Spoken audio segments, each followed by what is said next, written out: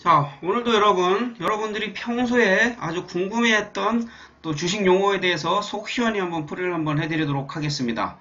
자, 우선 오버슈팅, 그리고 언더슈팅에 대한 겁니다.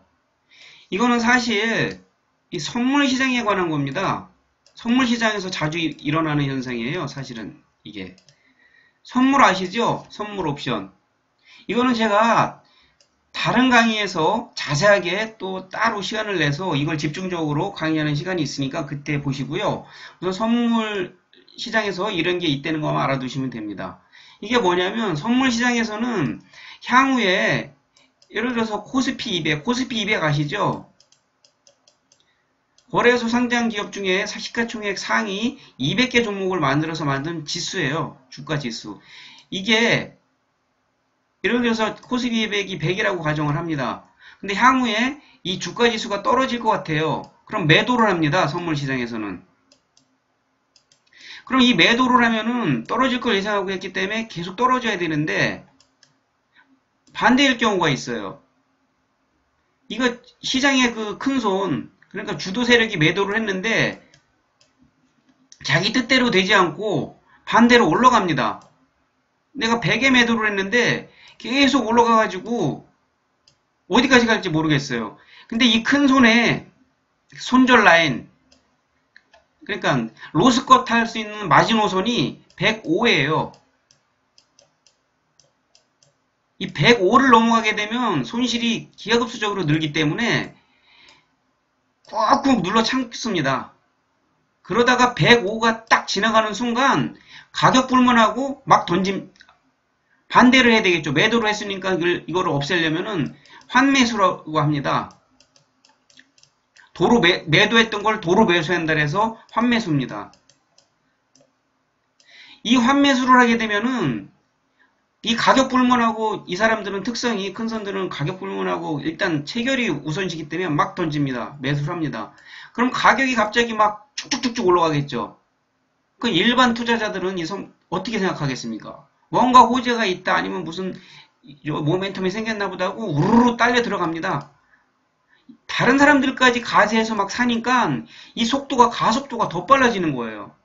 제 실제 거래할 때 경험에 근거해서 말씀드리면 저런 때는요 지정가로 못 냅니다. 내가 가격 얼마에 뭐 몇 개 이렇게 매수 내는 순간 벌써 저 위에 휙 날아가 버립니다. 이럴 때 청산을 하려면 무조건 시장가로 던져야 됩니다. 그 정도로 빨라요. 호가창이 후두둑 갑니다. 정신 못 차립니다. 이럴 때 어떤 임계점, 이 마지노선을 돌파했을 때 갑자기 그 시세가 폭발하는 걸 갖다가 바로 이 오버슈팅이라고 합니다. 매도했으니까 반대 매매는 저 위에 올라갈 때에서 오버입니다. 오버슈팅. 그 반대가 언더슈팅입니다.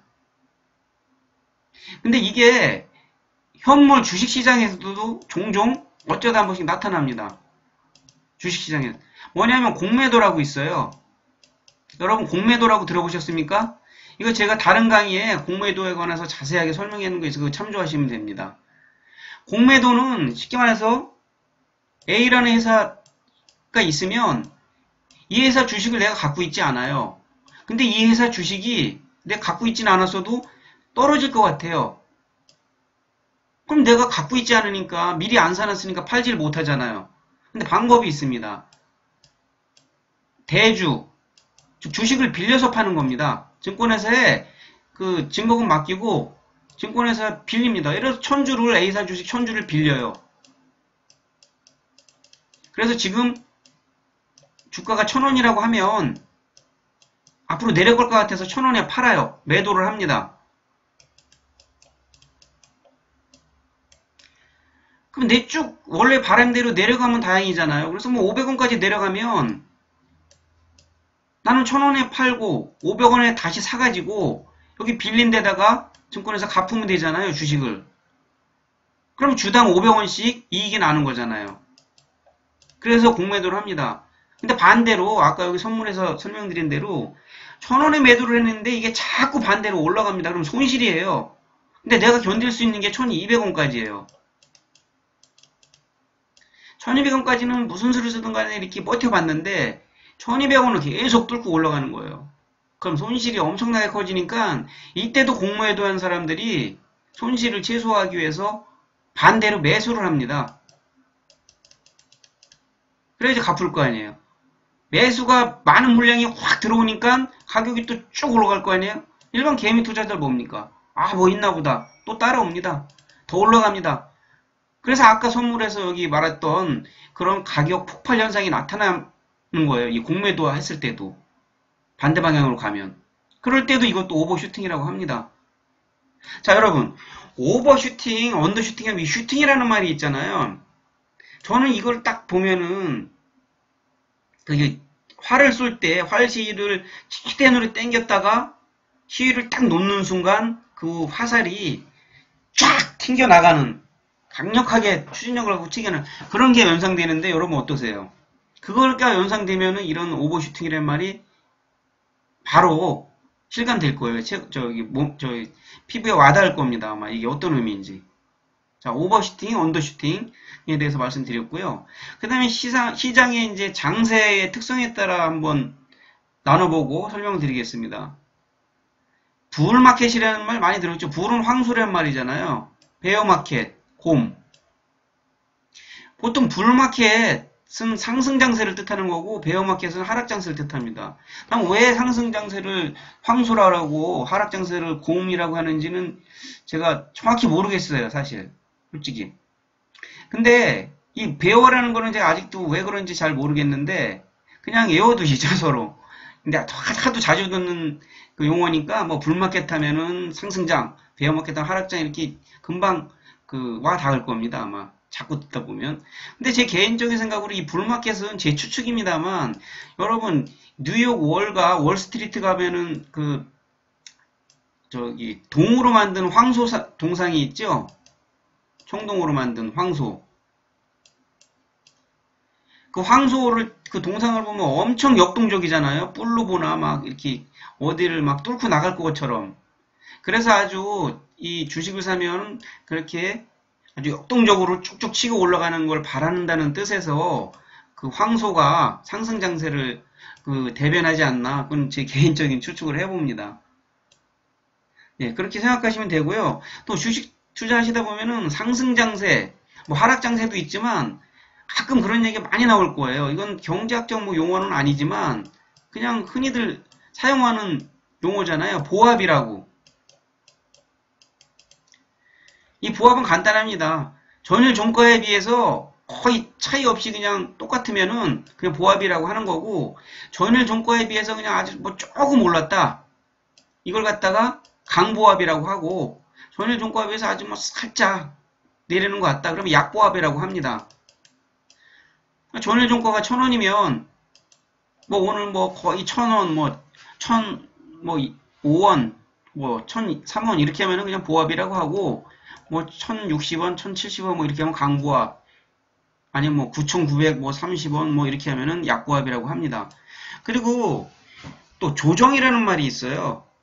이거 뭐 조정한다는 말 같은데 이상하게 주식시장에서는 하락이라는 말이 뭐 금기시되는 단어 같아요. 제 생각으로는. 하락세라는 말은 뭐 뉴스나 애널리스트나 뭐 펀드 매니저들이 잘 안 써요. 그래가지고 엄연히 하락인데도 조정을 받는다 막 이렇게 표현을 합니다. 왜냐면 우리가 주식시장이 대상승 가더라도 일직선으로 올라가지는 않아요. 이렇게 올라가다 조금 떨어졌다. 다시 또 올라갔다 떨어졌다. 이런 톱니바퀴형으로 올라가는 게 일반적이거든요. 근데 보통 표현을 할 때 이렇게 쭉 올라가다가 이렇게 꺾이면 조금 하락했다고 하면 될 것 같다가 상승세 중에 조정을 받았다 이렇게 표현을 합니다. 아마도 계속 상승해 주길 바라는 그 의미에서 이거를 하락이란 단어보다는 그냥 잠시 조정하고 간다는 뜻에서 조정받는다, 조정장세다 이렇게 표현하는 것 같습니다. 상식으로 알아주시면 되겠습니다. 자, 오늘은 오버슈팅 그리고 불마켓, 베어마켓을 알아봤습니다. 여러분 이 주식 용어는 뭐 모르면 답답하지만 뭐 그렇다고 뭐 안다고 뭐 당장 크게 주식 뭐 이익 내는데 도움이 안 될 것도 같지만 기본은 반드시 필요한 겁니다. 여러분 영어 단어를 많이 알아야 독해도 잘하고 회화도 잘하지 않습니까? 똑같은 겁니다. 주식 용어도 이 단어를 많이 알아야 그렇게 하듯이 주식 용어를 많이 알아야 무슨 공시가 나고 아니면 신문 뉴스에 났을 때 바로바로 그 문맥을 이해하고 행간을 읽어서 그걸 뭘 뜻하고 내가 그 정보, 지식을, 그 뉴스를 가지고 어떤 판단을 내려야 되니까 금방금방 나오는 거예요. 근데 용어부터 헷갈리고 막 그러면 뉴스를 봐도 이게 무슨 말인가 한참 걸리고 또 정확히 해석을 못하는 경우가 많아요. 그래서 설길도 한 걸음이랬다고 이런 용어 같은 거를 중요시 여기고 완전히 내 거로 만들도록 그래서 뉴스나 어려운 경제 뉴스를 읽어도 이런 단어가 나오면 바로바로 그냥 해석이 될 수 있도록 많이 자주 반복해서 들으시면 됩니다. 뭐 공부할 일이 있습니까? 우리가 나이 먹고 일부러 공부하실 필요는 없고 이 동영상을 자주 틀어놓으면 귀에 익으면 아주 자연스럽게 내 것이 될 거라고 저는 믿어 의심치 않습니다. 자, 감사합니다.